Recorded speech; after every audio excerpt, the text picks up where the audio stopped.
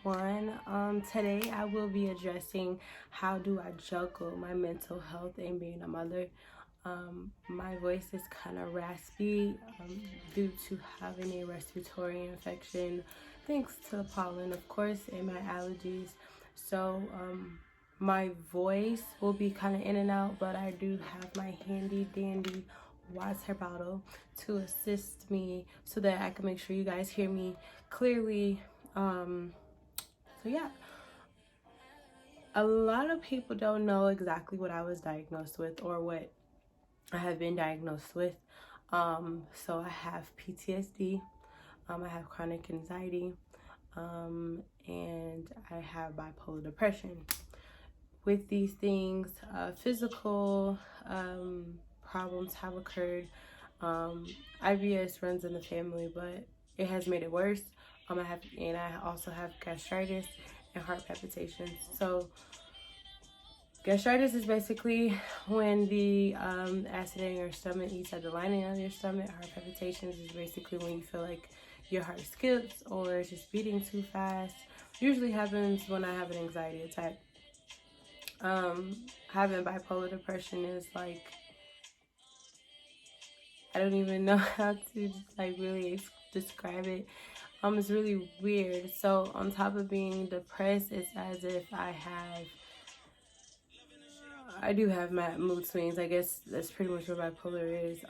But I think with me, what bothers me the most is my manic episodes. So I have tried to master not to go into a manic phase or the manic part of the bipolar.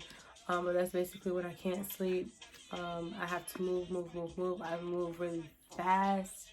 I don't, like, if I'm talking, I'm like talking in circles.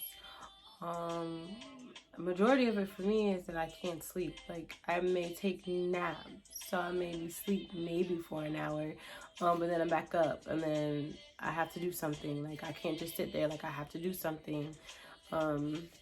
So yeah, it sucks. And with it all, it's like my anxiety is greatly triggered, because then I tend to worry, like, as even though that I know that I'm like in these episodes or whatever, it's not like I'm not aware of what I'm doing. I'm definitely aware of what I'm doing, even though majority of the time I feel like it's not something that I control or I can control. Like, I don't really know how to calm myself down or how to manage. But so I do apologize. I didn't put my phone on do not disturb and I got a call, so then it stopped my other video. But anyways, so it's like I have this other thought process in the back of my head, I guess you could kind of say. So it's like I'm acknowledging in the back of my head that I know, like, okay, Zasha, you're doing this, you know you ain't got no business doing this, you need to calm down. But it's like I can't calm down. I don't know what you really,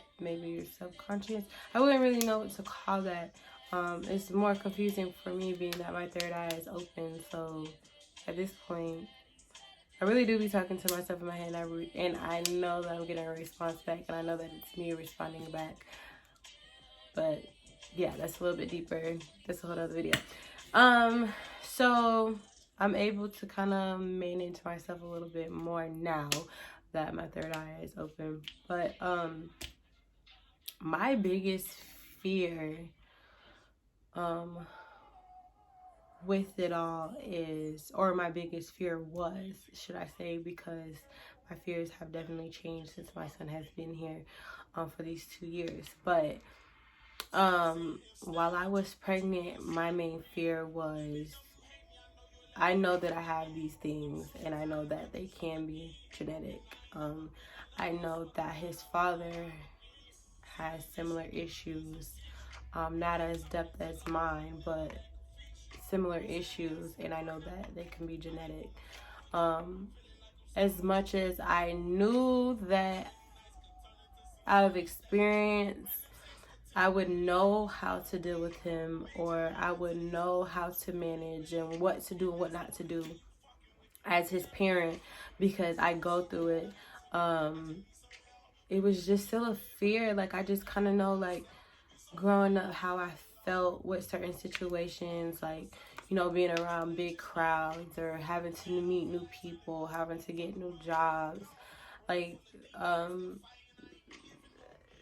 just how I felt when conflict happened. But it's like I did not want to not speak up for myself, but I just knew that a lot of times I didn't, because I knew conflict was on the other end of that.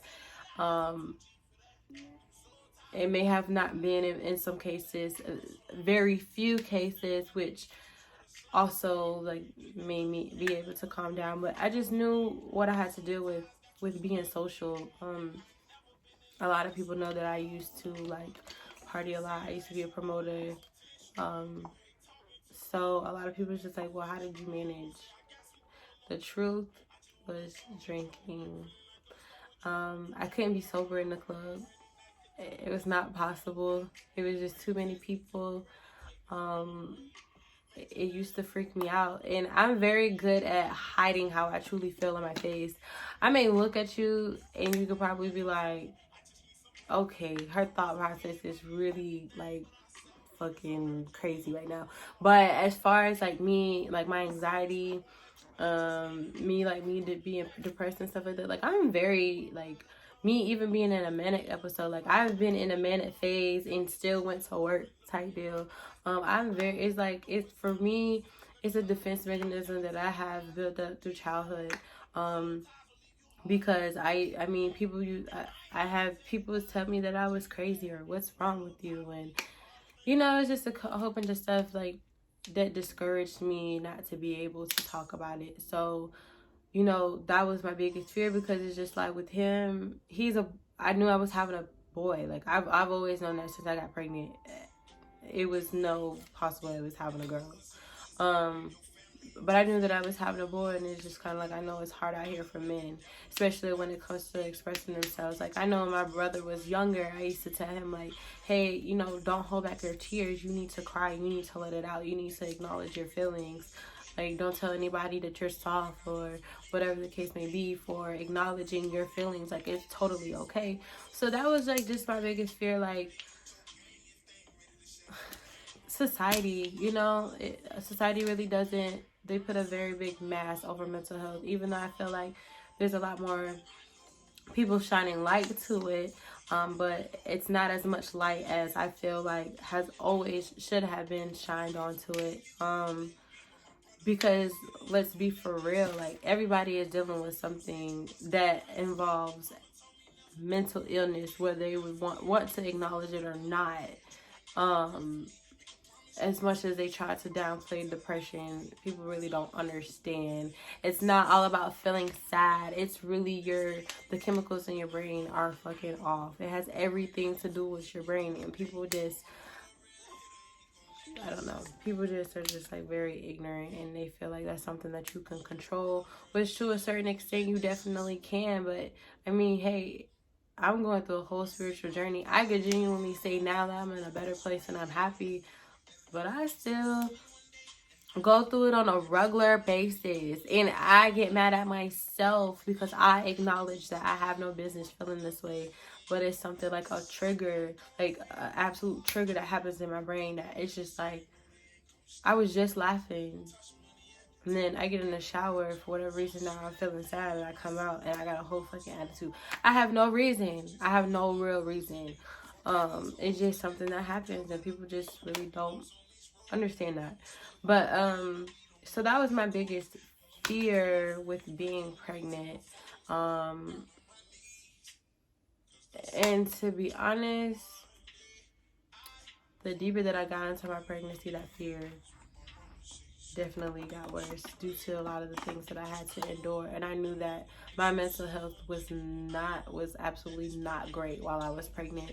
As much as I was at peace with my pregnancy, my mental health was not A1, like absolutely not okay while I was pregnant. Some pros and cons of having to deal with my mental health and being a mother. The cons is I easily get overwhelmed with a lot of the things that he does. So I'm hypersensitive to loud noises, and this young man is loud and he loves to yell. And he yells so loud. It's so loud that it makes me cringe. And as bad as that sounds, like, I try to keep, like, catch myself from going like that. But it's like something that happens, and it's something to me that's been happening to me since I was young, to be honest. Like, my grandma is a very loud speaker, like a lot of us Hispanics are, but my grandma is loud. And I remember, like I'm okay with loud music, and I think over time I've gotten okay with loud music. But when I was younger, I didn't even like loud music.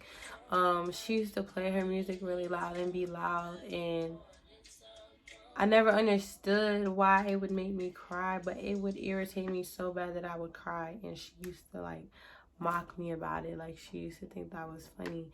And so I think over time that also became something that I hid, like, which also makes sense of why when I got into the club, being so loud, I had to drink. I had to, like, get something to numb what would stop the feelings that I would have. Like, it's kind of like distracting my issues, I guess. Suppressing my issues that I have mentally in order for me to be comfortable in the environment that I was in. And I think that's a lot of the reason why after having my son, like, along with not having the time, I think that's another reason why I don't go out, because I totally feel like my mental health has gotten worse since I've had him, and that's only because I'm experiencing a lot of things that I haven't had to experience, or having to juggle a lot of things that I haven't had to juggle, that now I had to no choice but to. So speaking of my nuggets, say hey everybody. Hi everybody. So pros of having a little nugget and having. You're gonna talk to them? No? Okay. So the pros of having a little nugget and mental illness is that, excuse his hair too. We've been in the house all day, but the pros of it all is definitely like, your kids motivate you to be a better individual. Yeah, like, he definitely motivates me to be a better me first. Because I am, like, I'm a part of his foundation, and it's just kind of like, if I'm not okay, everything around me is not going to be okay. Get your hands down. Everything around me is not going to be okay. So I just want to make sure that I am a better me, a better person, and healing, so that he could be okay. And I think that his childhood is definitely important, because a lot of what we go through and the person that we are as a grown-up has everything to do with what we experience within our childhood. So I do want his childhood to be, different. I think within his first 2 years, a lot of it has been very similar to mine in a couple of negative ways. But I am definitely in the process. I'm definitely motivating myself. Stop! To do something different. Like I said, it's just all about being a better me. I am in the process of healing from a lot of things that I had to deal with as a kid. Not only as a kid, but as an adult within my pregnancy. So, and he's definitely motivating me to do so. As he gets older, he definitely puts a different type of smile on my face. I definitely feel the unconditional love that everybody speaks of. I mean, I always have, but being that he's older, he's able to express himself. We're able to talk. We're able to do things. It's definitely different. Oh, I want them to see your face. So, like, one thing I want everybody to know about pregnancy, it is hard. As easy as these celebrities, as easy as these models, as easy as people try to make it seem, that is just totally easy. Pregnancy is hard. I want men to understand that pregnancy is hard. Your body mainly your body is just going through so many things, man. I remember while I was pregnant. Stop. After the hurricane, I totally freaked out during the hurricane. Like, my anxiety was on 10. I didn't know what the heck was what. It was a tree by my door. So, here. There's a tree by my door. I mean, not my door, I'm sorry, by my window. And then, like, all I heard was it swing. We lost power. Like, I was emotional right during this hurricane. The Monday after it left, I thought I was going into labor, and my mom rushed me to the hospital. And really and truly, all it was, I think it was like something like my ligaments were stretching. Let me tell y'all something. That's the most painfulest shit ever. Like, maybe because my emotions were on 10 and I was already like uneasy, but to me, what that felt like to me were like Braxton Hicks and like like the contraction that you feel before your water breaks. That's what that's how they felt to me. So it's like, but within my pregnancy, I never thought about, oh yeah, your ligaments have to stretch and that it was painful. I thought it was just something that was going to happen. Like, a lot of people don't understand this is a total human that's growing in your body. They feel what you feel. They eat what you eat. And I ate poorly during my pregnancy, but it frustrated me a lot that people try to make me eat differently, because it's like, how do you force a pregnant woman that's craving certain things, that wants certain things, to eat differently? It really doesn't, and genuinely does not, like, absolutely does not work that way. You can't tell somebody, oh, I'm not going to give you beans, you're going to have carrots. No, bitch. If I want beans, that's what I want. I want beans. Giovanni! I want beans. I don't want carrots. And if you try to force me to eat carrots, I'm going to throw it up, or I'm just not going to want to eat them. Like, I remember my boyfriend took me to Red Lobster, and I don't think I was even wanting that. To be honest, I was okay with going, though, because I'm used to eating it. And we got in there. I got what I usually order. Y'all, my body, this thing right here that wants to eat Carmax, this little stank, did not want me to eat that pasta. Get you some Carmax. Stop eating it. So, and what it really was is the garlic. And my mom told me that when I first got pregnant, she was like, garlic is going to be your worst enemy. But I was so upset. Like, I wanted the food so bad, and I felt so bad because it went home with us, but I definitely didn't eat it. I definitely didn't eat it. Like, it just sat there. I ate it. And that's what I'm saying. Like, you can't force a pregnant woman to eat anything that she does not want. Like, you have to allow her to eat what she wants.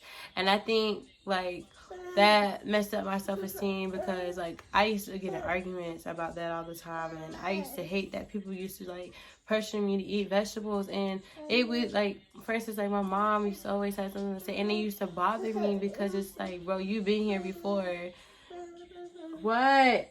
No. You've been here before, and you are forcing me to eat something that I absolutely do not want.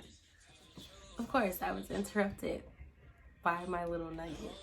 So my little nugget wouldn't allow me to do what I need to do. Now I'm having to record and attend to my little nugget.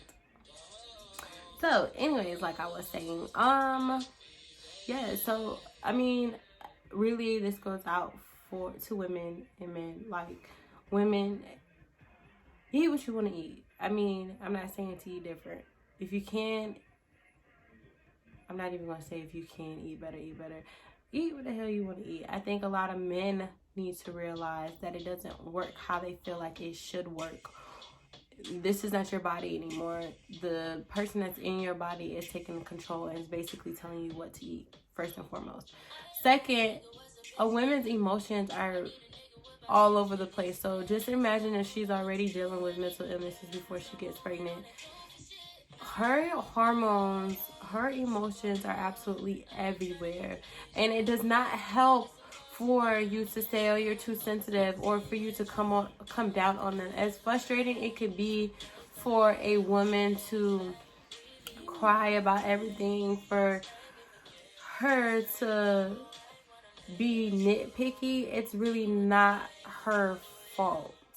And it's literally a chemical reaction, and a lot of people feel like us women that have kids or that are pregnant do it on purpose, and we definitely don't do it on purpose. It's literally a chemical reaction within our body when we're carrying little humans. It's definitely could be hard, and us women do make it hard for men to be supportive, but all we want is to still feel pretty while carrying this human being, because one of the biggest factors that happens is our body change. I was 135 before I got pregnant. When I did my birthday photo shoot, I was already 2 months pregnant, didn't even know. Pause. I kind of figured, because I knew that I was a little bit bloated, but I thought I was that way because I was going to start my cycle. But then when I went to like suck in my stomach for the pictures, it hurt a little bit. So, yes. No, you're going to lay right here. They could see you. So, it hurt a little bit. So I was like, okay, something's going on.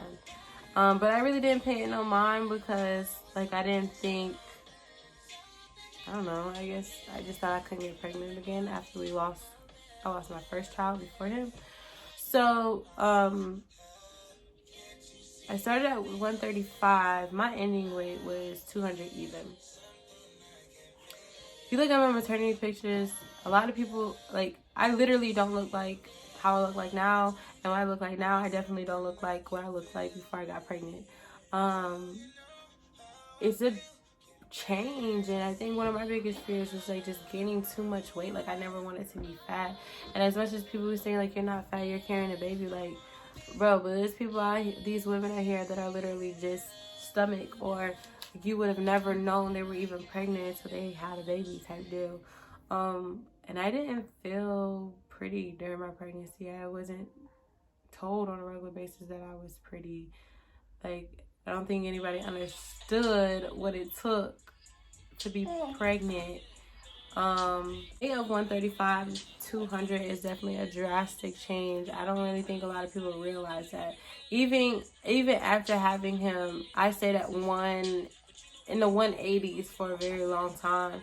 I was terrified. Like, I was like, okay, is this how my body's gonna look forever? Like, and I had a C-section, so it's not like I was able to just get up and just go work out or whatever. Like, no, like I was up and running the following week after I had him, because it was just so important for me to go to his doctor. Like, he had to get a doctor's appointment, and for me it was more important to force it because he had low sugar, and I just didn't like it. Just was scary to me to know that your child had low sugar the whole time that y'all were in the hospital, and then he comes home because they give him the okay, but it was like, but you definitely need to go to the hospital.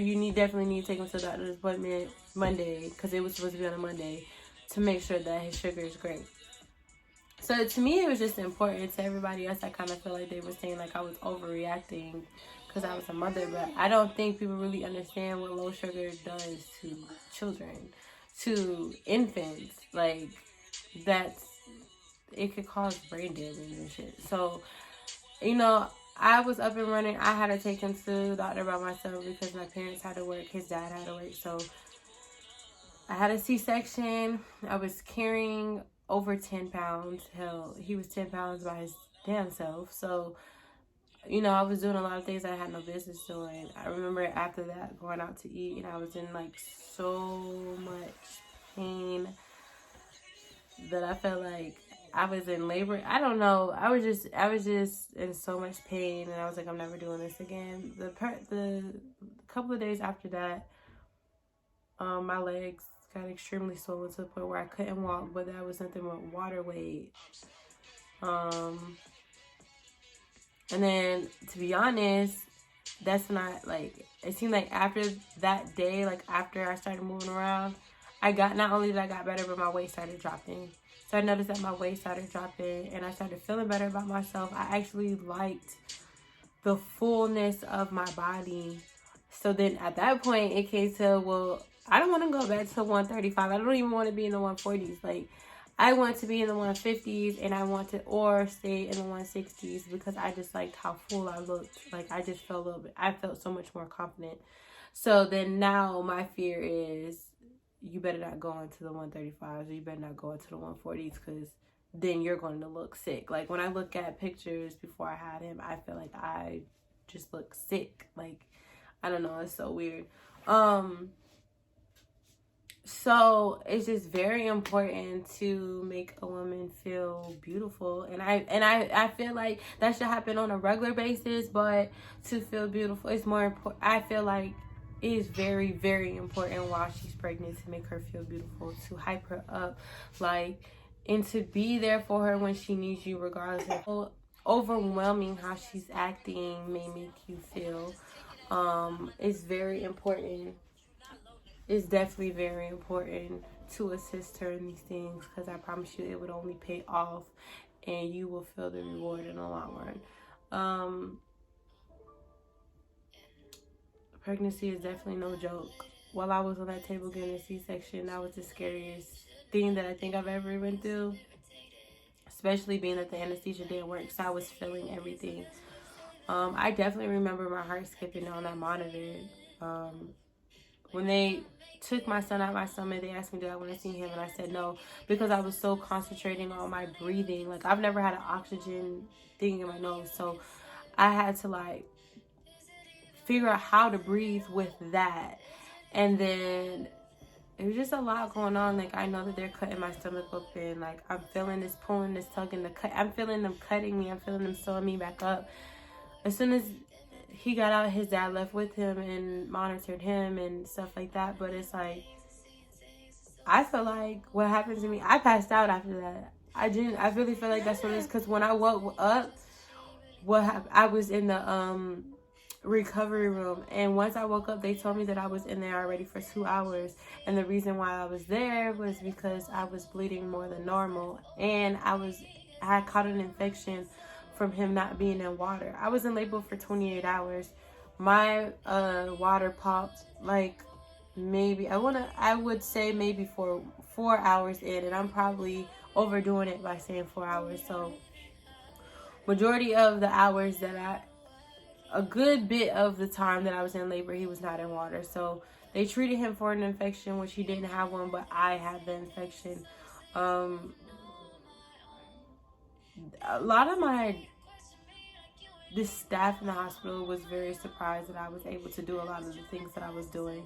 I mean, when they put me back in, when they transferred me to my actual room, I didn't even really need their assistance to put myself into the new bed. I was up walking, using the bathroom by myself.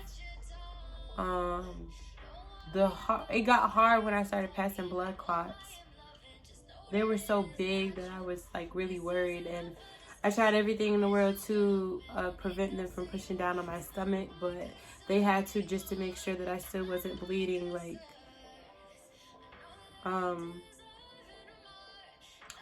yeah, I mean, I think that I shocked myself too. I feel like from my whole pregnancy to everything after my pregnancy to, like after birth, like being in the hospital, I think that I proved myself wrong with a lot of things. I didn't think that I was able to do it. I didn't think that I was going to be able to be strong enough mentally to do it. I definitely did it, and I'm very proud of myself. Regardless of anybody reassures me of how good that I'm doing, my son proves to me on a regular basis that I'm doing great. It's things that I do still within parenthood feel like we learn on a regular basis. This is not something that we could perfect. Because even if I was to have another one, which I'm not, but that pregnancy may be different. May be better, it may be worse. You know, that kid is going to be different. So, and I think that is mainly the reason why I don't want to have another one, because I know that the kid is going to be different. I know that the pregnancy is going to be different. It takes a lot out of a woman to have to deal with another personality that's not hers, especially again when she's already going through things mentally. It's very hard to, because it's like when when you have mental disabilities, it's kind of like you're juggling 2 or 3 people at one time within yourself. So having to juggle another human being and then having to figure out, well, why do they do this, or like kind of have to figure out their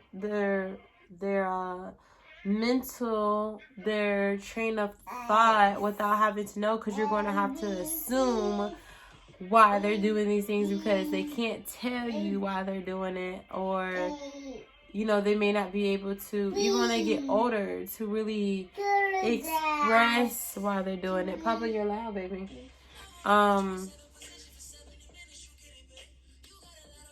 It's just hard, you know. So all the help that a woman can get is definitely important. That's why I definitely cater and try to assist as much as I can with single moms, because I definitely understand. I mean, I'm not, I guess, really a single mom, but I know what it is to feel like you're picking up majority of the slack because you're a mom. So in reality, I feel like moms pick up majority of the slack, but I feel like men should also feel like we should. When really, I mean, if that's the case, then I might as well be a single parent. If that's the case, then I might as well do this by myself. Because this is your child too, and it seems like a lot of men only say, yeah, that's my son, that's my daughter when convenient for them. So with a woman who has mental disabilities, that does affect me, because it's a lot of that I have to deal with, on top of trying to figure out why am I being treated the way that I am. You know, it goes back to a lot of like how I may be treated or what I may be going through. My thought process, again, trying to figure out somebody else's thought process, because they're not really telling me, Papa, because they're not really telling me what's going on. So it's just a lot being a parent. It's a lot being a parent and also being in a relationship while dealing with mental disabilities and being a parent. It's definitely more than a full-time job. So doing all these things and having these full-time jobs, it's really hard. Let me see.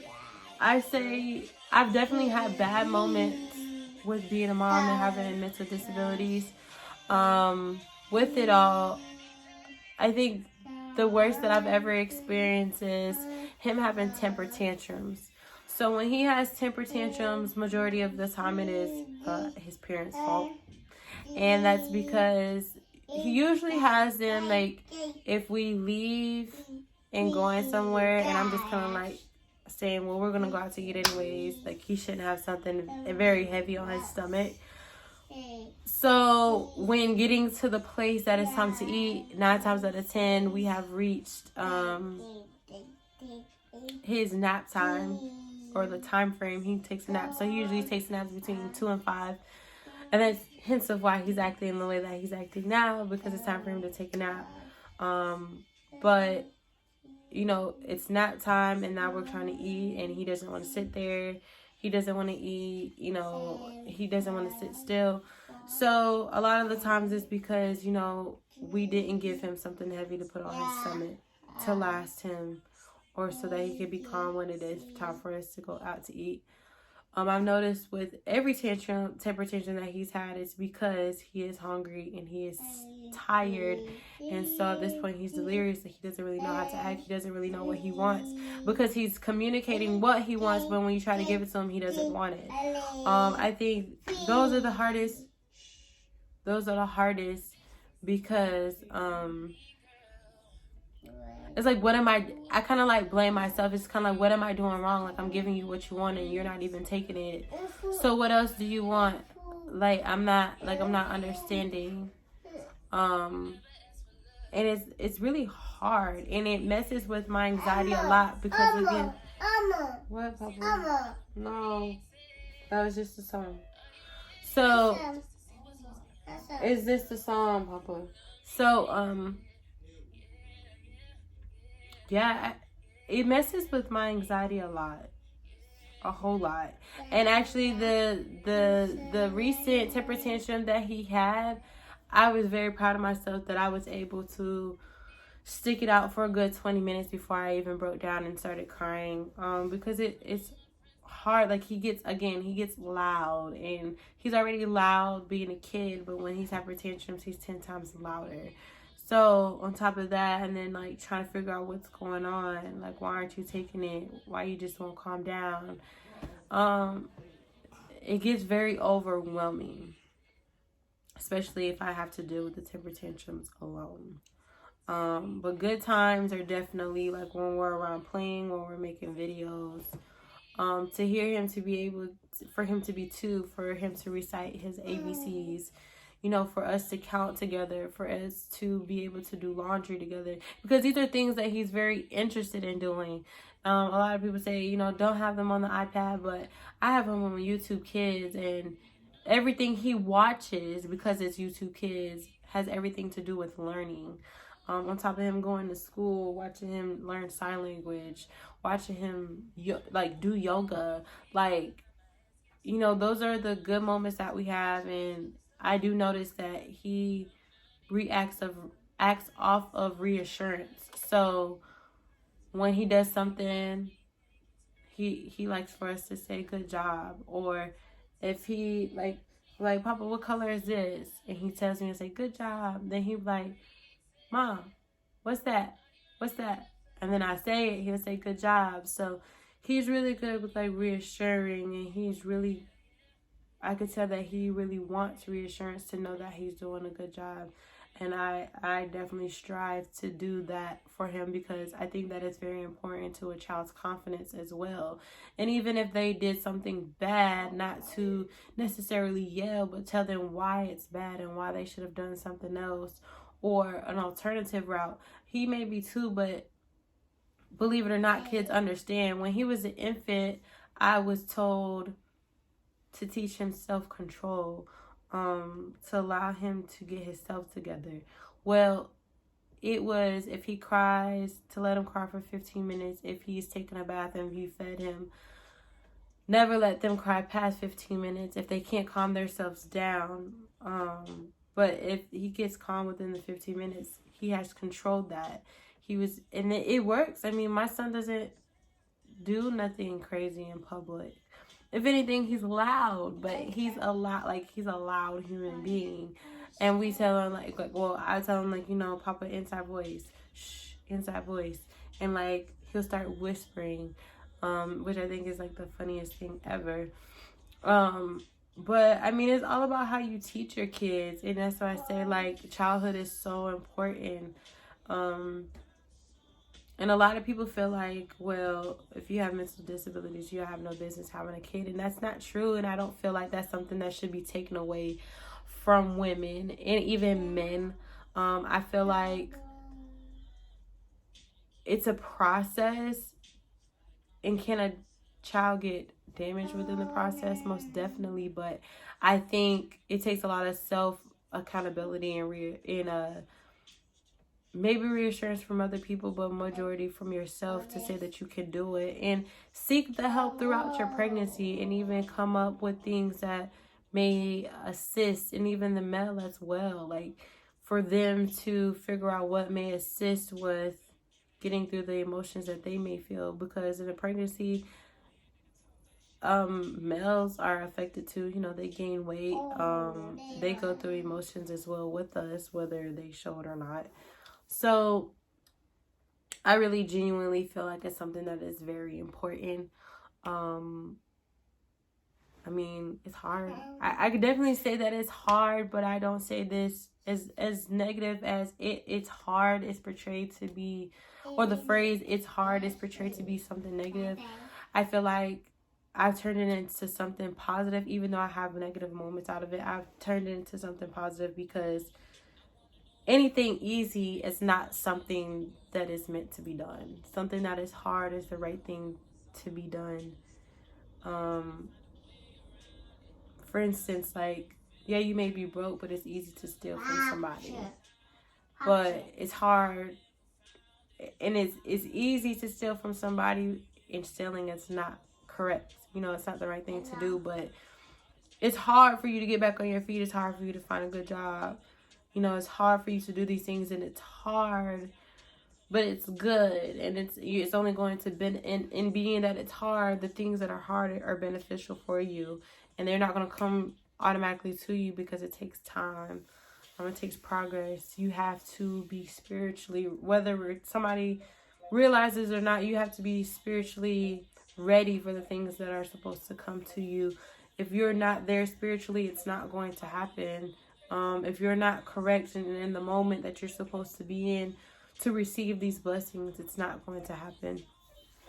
And that's the same thing, like, before and after pregnancy. Like, you have to be in a certain place mentally and spiritually for it to succeed. And that's where I feel like my son has pushed me a whole lot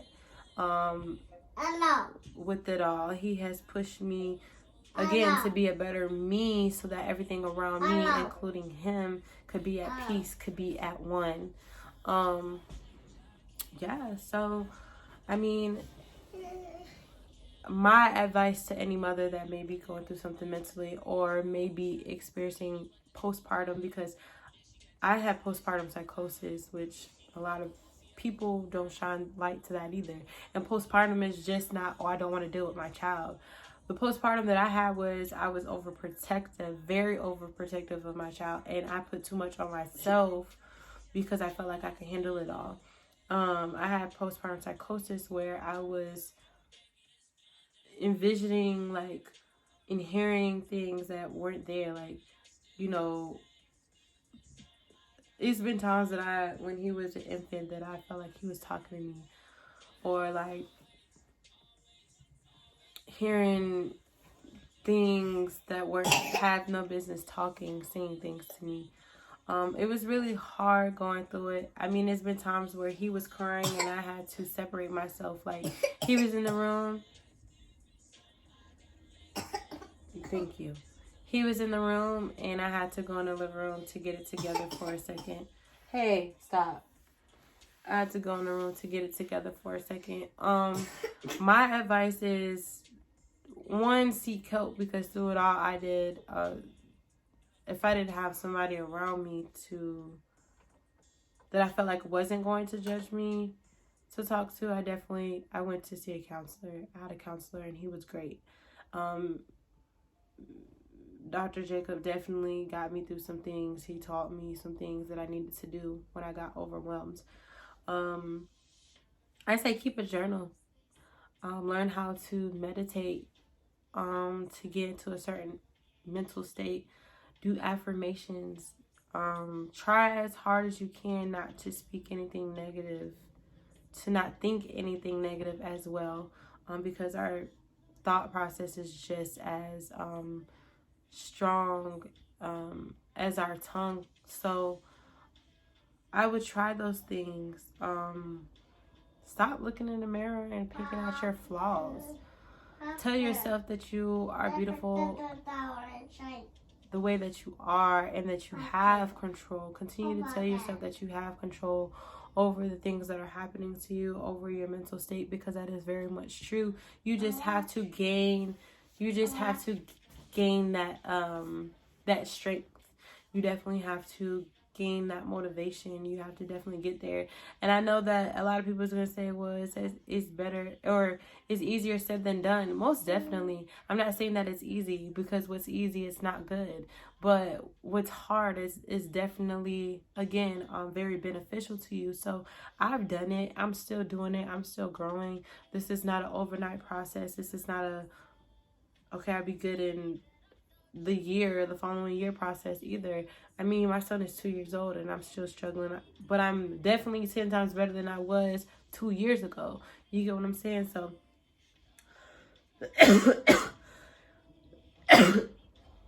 ooh, excuse me. It's definitely something to work on. Mommy. Of course, another interruption. And this is like perfect example of what motherhood is. Um, it's like you never get time to yourself, and when do you have the time? It's like very quickly. So I definitely had to dismiss him out the room. On top of my voice getting raspy, so I'm just gonna go ahead and wrap this up. How after 2 years, how I deal and make sure, not even dealing, because I feel like dealing, like how I deal is very negative. So how I'm able to manage, definitely praying, affirmations, manifesting, detoxing my body, practicing not to think or say anything negative, as hard as it is, because it is very hard, especially when you're full with emotion and upset. I am definitely practicing that, to think or to let yourself feel how you need to feel, but also letting it go at the same time. So allowing yourself to feel the emotions that you need to feel, but as well as dismissing them, so that basically telling them like, okay, now you need to go, like you need to get out my body, because doing that, if not, you will become depressed, you become overwhelmed. It's something that you will think about all the time. It's something that you're going to worry about, and that's not good. Like, it's just not, that's not a healthy you get what I'm saying? So I have been trying, definitely eating better, eating more green. Doesn't mean become vegetarian, but I've been definitely trying to eat more green, and not resort to soda and juice, but definitely water. It's okay to have juice and soda every now and then, but I've definitely been doing water. Someone very wise recently told me that our bodies are made out of water. So not only what we say, what we think, anything tragic, but also anything tragic that we have been through, is something that our body absorbs. So drinking a lot of water is like flushing all that out of our system, which is part of detoxing. I definitely recommend detoxing, which is not only your colon, but also your liver. Drinking a lot of water helps with both.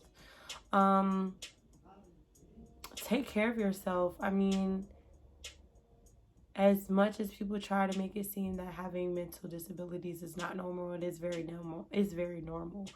As much as the people in your life don't want to take accountability for what may have brought you here, whether it's a spouse, whether it's your parents, whether it's family, friends, don't take what they say or what people do to you personally as good or bad, as much as that may be like, what, because they're saying the things that they say, good or bad, because of how they feel within themselves. Maybe something that you have made them feel, but at the end of the day, it's still about them. It's never about you, ever. It's never about you. It's only about you when it comes to you. And as long as you don't take anything that anybody says personally, you will learn to love yourself. You will grow, and everything around you will grow as well. Because remember, you are the foundation around you. Whether you're just, by yourself, or whether you're in a relationship, you're still part of that foundation. And you can't have a half-assed foundation, especially when you're in a relationship. One person can't be, there's no such thing as one person being happy and the other one miserable. It absolutely does not work. So one side can't be crumbling, the other side can't be stable. Eventually the stable side is going to crumble. And that's even if you're not in a relationship, that has everything to do with yourself as well. You can't be okay with certain things and not okay with the other things, you know, you still have to take self accountability as well, and say, well, I have to acknowledge the things in the back and bring them to the front and bring them to light so that I can be fully okay. I can't be half-assed okay. You know, I can't be half-assed happy, because it will only resort back to you being unhappy. Having time to yourself is definitely okay. Don't let nobody make you feel like, well, yeah, you need time to yourself, but you also need to cater to such and such. No, I need to cater to myself first. I come first. I need to cater to myself first. And this means also by myself, not I'm going somewhere and I need to take the kids, or I need to take my kid. No, this means by myself for however long that I feel like it needs to happen. Now, let's not over exaggerate. This doesn't mean go missing for a month, but this means start taking time for yourself, whether it's a weekend, a day, every other day, you know, two weekends, yeah, every other weekend, whatever the case may be. Just don't over exaggerate. I mean, overdo it, of course, but whatever it takes whatever it may take for you to gain your sanity and have control over your sanity. Because if you're not sane, again, you're unhappy and everything around you will only crumble. You will not receive your blessings. You will only block your blessings. It's nobody else's fault. It's your fault. Nobody should have control over your feelings.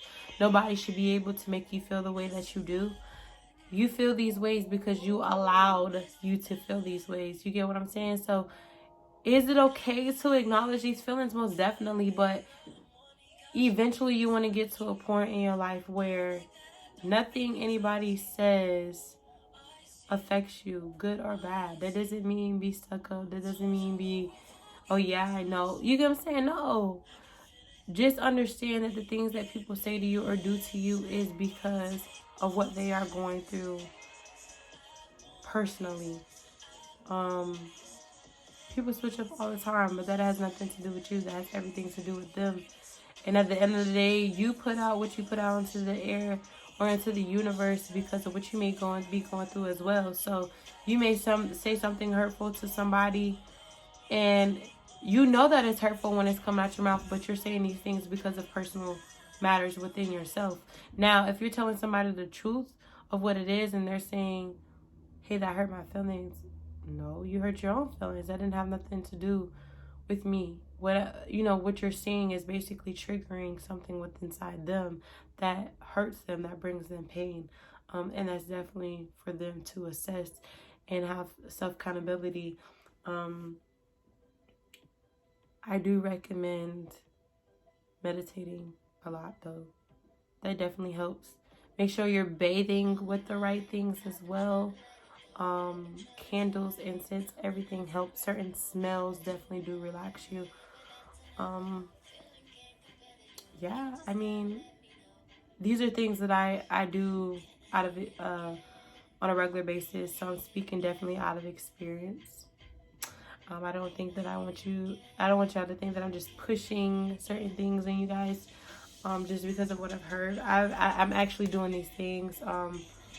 I could definitely say that this book here, through my spiritual journey, my motherhood journey, trying to get myself together, this book right here, him as an author, has definitely assisted very well, like a whole lot. The first book that I read by him was The Mastery of Self. That definitely breaks down a lot of things as far as domestication and self-domestication and being attached to certain things. And then the 4 agreements just explains 2 different agreements. How important it is to watch what you say. Not taking things personal. I'm currently on Don't Make Assumptions. So, it definitely he's definitely touching bases on everyday things, and he is speaking out of the Toltec Aztec spiritual religion, I guess you want to say, what they practice, and those were Indians. So You know, they're very peaceful individuals as well. So I definitely recommend that you guys get that book. I got mine, or I got my The Master Yourself off of Amazon. These came in a packet I got for Christmas from Barnes and Noble, but you could definitely find his books on in the library as well if you don't want to purchase them to keep, or you could just get them off Amazon because I got mine off Amazon. But yeah, I mean, if any female or any even males feel they need to come to me on how, or any more questions, or need any clarity on how I do juggle the two, or any advice for their personal situation that I may possibly be able to give them, I say always reach out. You know, my social media is always in the description.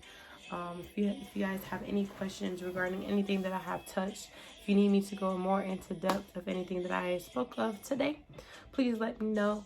I'm always here to assist. I feel like that was my purpose in this life, to always assist, especially when it comes to the well-being of children, because our children will one day be adults. So, yeah. I hope you guys have a wonderful day. And as always, make sure you manifest what you want in life and make it happen.